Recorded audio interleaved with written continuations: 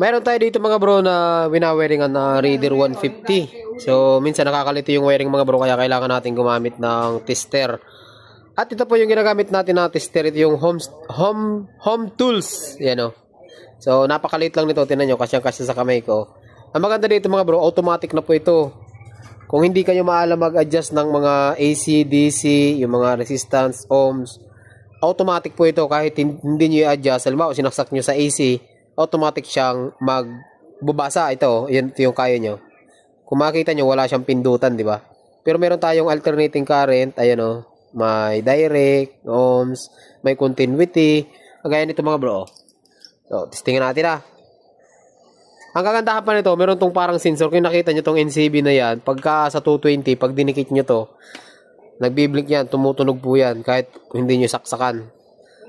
Yung NCB, mayroon siyang ilaw, ayan o, backlight, on, off, ayan. O, subukan natin, continuity.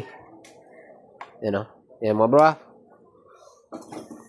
Pag nagdikit yung dalawang probe, test probe natin, ayan o, nagbibip or tumutunog. O, subukan natin dito. Bro, saksak mo nga dito. Sa pula at sa orange.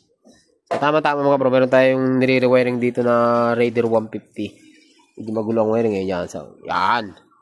O, testing. Yan o. Pag pinipindot ko mga bro. Ayan. Tumutunog. Ayan. So, ibig sabihin, continuity test, maganda mga bro. So, napakalupit nito. Kung DC naman i-check na mga bro, salpakan nyo lang ng test probe. Napakadali lang po nitong gamitin. Ngayon, sa mga gusto mag-order mga bro ng ganitong klaseng at multimeter tester, nandyan mga bro sa Yellow Basket. Murang-mura lang po pati ito. Hindi siya ganun kamahal pero napakaganda.